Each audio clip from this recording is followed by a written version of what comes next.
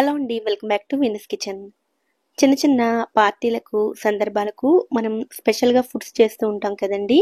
ఈసారి అటువంటి special days వచ్చినప్పుడు ఎటువంటి హడావిడి లేకుండా సింపుల్‌గా, త్వరగా అయిపోయే మటర్ పులావ్‌ని అందులోకి కాంబినేషన్‌గా ఆలూ కర్రీని చేయండి. ఈ రెండింటి కాంబినేషన్ చాలా చాలా బావుంటుంది. ఈ ఆలూ మసాలా కర్రీనైతే చాలా ఈజీగా కుక్కర్‌లో ఎలా ప్రిపేర్ చేసుకోవాలో చూపించబోతున్నాను. వీడియోని చివరి వరకు చూసి ఈ రెసిపీస్‌ని మీరు కూడా తప్పకుండా ట్రై చేయండి. ఈ రెసిపీస్ కనుక నచ్చితే ఒక లైక్ చేయండి. ముందుగా బఠానీ పులావ్‌ని ఎలా ప్రిపేర్ చేసుకోవాలో చూద్దామండి. అందుకోసం స్టవ్ మీద కడాయిని పెట్టుకుని అందులోకి 2 టేబుల్ స్పూన్ల ఆయిల్‌ని వేసుకోవాలి. నూనె వేడైన తర్వాత ఇందులోకి 2 ఇంచుల దాల్చిన చెక్క, 4 యాలకులు, 1 జాపత్రి, 4 లవంగాలు, 1 టీ స్పూన్ షాజీరా, 1 బిర్యానీ ఆకు వేసుకుని వీటిని కొద్దిగా ఫ్రై చేసుకోవాలి. వీటిని ఒకసారి కలుపుకున్న తర్వాత ఇందులోకి ఒక మీడియం సైజ్ ఉల్లిపాయను అలాగే 2 పచ్చిమిర్చి చీలికలను కూడా వేసుకోవాలి. ఈ ఉల్లిపాయలను సాఫ్ట్‌గా అయ్యేంతవరకు ఫ్రై చేసుకోవాలి. పులావ్‌లోకి కాబట్టి ఉల్లిపాయలు మరి చిన్న ముక్కలుగా కాకుండా ఇలా కొంచెం పొడుగ్గా చీలికల కింద కట్ చేసుకుని వేసుకోండి.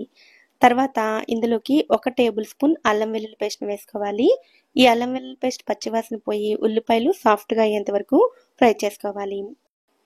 ఇవి వేగిపోయిన తర్వాత ఇందులోకి పావు కప్పు వరకు బఠానీని వేసుకోవాలి. నేను ఇక్కడ ఫ్రోజన్ బఠానీని ఉపయోగిస్తున్నానండి. ఫ్రెష్ బఠానీనైనా సరే వేసుకోవచ్చు. అలాగే బఠానీని కొంచెం ఎక్కువ, తక్కువ మీ టేస్ట్‌కి తగ్గట్టుగా కూడా వేసుకోవచ్చు. తర్వాత ఇందులోకి ఒక మీడియం సైజ్ క్యారెట్‌ని ఇలా కొంచెం పెద్ద ముక్కల కింద కట్ చేసుకుని వేసుకోవాలి. ఇప్పుడు ఒక 2 నిమిషాల పాటు ఈ బఠానీని, క్యారెట్‌ని ఫ్రై చేసుకోవాలి. తర్వాత ఇందులోకి 2 టేబుల్ స్పూన్ల పెరుగును వేసుకోవాలి. ఈ పెరుగుతో పాటుగా ఇందులోకి 1 టేబుల్ స్పూన్ కారాన్ని వేసుకోవాలి. అలాగే 1 టీ స్పూన్ గరం మసాలాను కూడా వేసుకోవాలి. ఇప్పుడు వీటన్నిటిని కూడా బాగా కలుపుకున్న తర్వాత ఆయిల్ సెపరేట్ అయ్యేంత వరకు ఫ్రై చేసుకోవాలి. ఈ క్వాంటిటీస్ అన్నీ కూడా నేను 1 గ్లాస్ రైస్‌కి సరిపడా క్వాంటిటీస్‌ని చూపిస్తున్నానండి. అంటే దాదాపుగా పావు కేజీ రైస్‌కి సరిపడా క్వాంటిటీస్‌ని చూపిస్తున్నాను. ఆయిల్ సెపరేట్ అవుతున్నప్పుడు ఇందులోకి సన్నగా తరిగిన కొత్తిమీర, పుదీనాను వేసుకుని కలుపుకోవాలి. ఇలా అంతా ఒకసారి కలుపుకున్న తర్వాత ఇందులోకి కడిగి పెట్టుకున్న రైస్‌ని వేసుకోవాలి. రైస్‌ని నానబెట్టాల్సిన అవసరం లేదండి. అలాగే నేనిక్కడ బాస్మతి రైస్‌ని ఉపయోగిస్తున్నాను. నార్మల్ రైస్‌తో కూడా ఇదే పద్ధతిలో చేసుకోవచ్చు. రైస్ అంతా కూడా బాగా కలిసేటట్లుగా ఒకసారి కలుపుకున్న తర్వాత ఇందులోకి వాటర్‌ని వేసుకోవాలి. ఏ గ్లాస్‌తో అయితే రైస్‌ని తీసుకున్నారో అదే గ్లాస్‌తో 2 గ్లాసుల వాటర్‌ని వేసుకోవాలి.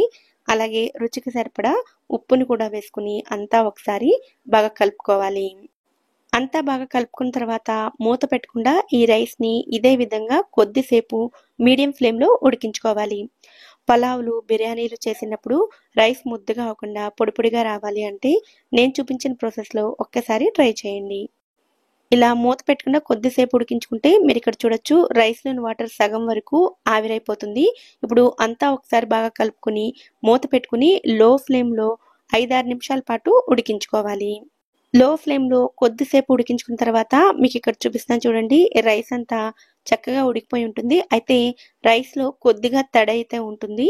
ఈ స్టేజ్‌లో ఇందులోకి 1 టేబుల్ స్పూన్ వరకు నెయ్యిని వేసుకుని ఒక్కసారి అంతా బాగా కలుపుకున్న తర్వాత మూత పెట్టుకుని మరొక నిమిషం పాటు లో ఫ్లేమ్‌లోనే ఉడికించుకోవాలి. నెయ్యి వేసి కలుపుకున్న తర్వాత 1, 2 నిమిషాల పాటు లో ఫ్లేమ్‌లో ఉడికించుకుంటే రైస్ అంతా చాలా చక్కగా ఉడికిపోతుంది. వేడి మీద కొంచెం ముద్దగా అనిపించినప్పటికీ మూత పెట్టుకుని రైస్‌ని అలాగే ఒక 10 నిమిషాల పాటు వదిలేస్తే రైస్ చక్కగా పొడి పొడిలాడుతూ రెడీ అయిపోతుంది. మీకిక్కడ 10 నిమిషాల తర్వాత చూపిస్తున్నాను చూడండి. రైస్ అంతా ఇలా చక్కగా రెడీ అయిపోతుంది. కుక్కర్ కాకుండా ఇలా విడిగా వండేటప్పుడు ఈ పద్ధతిలో చేసినట్లయితే నార్మల్ రైస్‌ని ఉపయోగించిన రైస్ నానపెట్టకపోయినా ఇలా చక్కగా పొడి పొడిగా వస్తుంది. ఇప్పుడు అంతా ఒకసారి కలుపుకొని సర్వ్ చేసుకోవడమే. ఈ మటర్ పులావ్ చేయడానికి ఎక్కువ టైం పట్టదండి. చాలా త్వరగా చేసుకోవచ్చు. అలాగే చాలా తక్కువ ఇంగ్రీడియెంట్స్‌తో ప్రిపేర్ చేసుకోవచ్చు. టేస్ట్ కూడా చాలా చాలా బావుంటుంది. మరి ఈ మటర్ పులావ్‌లోకి కాంబినేషన్ కింద కుక్కర్‌లో ఆలూ కర్రీని ఎలా ప్రిపేర్ చేసుకోవాలో ఇప్పుడు చూద్దాము. అందుకోసం ఒక మిక్సీ జార్‌ని తీసుకుని అందులోకి 2 ఇంచుల అల్లం ముక్కలు, అలాగే 7, 8 వెల్లుల్లి రెబ్బలు, 10 జీడిపప్పు పలుకులను కూడా వేసుకోవాలి. ఇందులోకే 2 టేబుల్ స్పూన్ల కొబ్బరి పొడిని వేసుకోవాలి. పచ్చి కొబ్బరి అందుబాటులో ఉన్నట్లయితే పచ్చి కొబ్బరిని వేసుకోండి, టేస్ట్ మరింత బాగుంటుంది. అలాగే 1 టేబుల్ స్పూన్ ధనియాలు, మసాలా దినుసులైన 1 ఇంచు దాల్చిన చెక్క, 2 యాలకులు, 3 లవంగాలు వేసుకుని ముందు వీటిని ఒకసారి గ్రైండ్ చేసుకోండి. తర్వాత కొద్దిగా వాటర్ని వేసుకుని గ్రేవీ కన్సిస్టెన్సీ వచ్చేలా పేస్ట్లా గ్రైండ్ చేసుకుని పక్కన పెట్టుకోవాలి. ఇప్పుడు స్టవ్ మీద కుక్కర్ని పెట్టుకుని 1 టేబుల్ స్పూన్ ఆయిల్ని వేసుకోవాలి. నూనె వేడైన తర్వాత మీడియం సైజులో ఉండే ఉల్లిపాయను ఇలా చిన్న ముక్కల కింద కట్ చేసుకుని వేసుకోండి. అలాగే 2 పచ్చిమిర్చిని కూడా ఇలా చీలికల కింద కట్ చేసుకుని వేసుకోవాలి. ఉల్లిపాయలు వేగిన తర్వాత ఇందులోకి 2 మీడియం సైజ్ టమాటాలను చిన్న ముక్కల కింద కట్ చేసుకుని వేసుకోవాలి. ఈ టమాటాలను కూడా సాఫ్ట్గా అయ్యేంత వరకు ఫ్రై చేసుకోవాలి. టమాటాలతో పాటుగా 1 రెమ్మ కరివేపాకును కూడా వేసుకుని కలుపుకోవాలి. కుక్కర్లోనే చేస్తాం కాబట్టి టమాటాలు టూ సాఫ్ట్గా అయ్యేంత వరకు ఫ్రై చేయాల్సిన అవసరం లేదండి, కొద్దిగా మెత్తబడితే సరిపోతుంది. తర్వాత ఇందులోకి ముందుగా గ్రైండ్ చేసి ఉంచుకున్న కొబ్బరి పేస్ట్ని వేసుకోవాలి. అలాగే ఇందులోకి 1/2 టీ స్పూన్ వరకు పసుపు, అలాగే రుచికి సరిపడా ఉప్పును కూడా వేసుకోవాలి. 1 టేబుల్ స్పూన్ కారం, 1 టీ స్పూన్ గరం మసాలాను వేసుకుని వీటన్నిటిని బాగా కలుపుకోవాలి. అంతా బాగా కలుపుకున్న తర్వాత ఇందులోకి 2 టేబుల్ స్పూన్ల పెరుగును వేసుకోవాలి. పెరుగు వేసుకుని ఒకసారి కలుపుకుని మంటను లో ఫ్లేమ్లో పెట్టుకుని ఆయిల్ సెపరేట్ అయ్యేంత వరకు కుక్ చేసుకోవాలి. మధ్య మధ్యలో కదుపుతూ ఇలా నూనె సెపరేట్ అయ్యేంత వరకు ఉడికించుకోవాలి.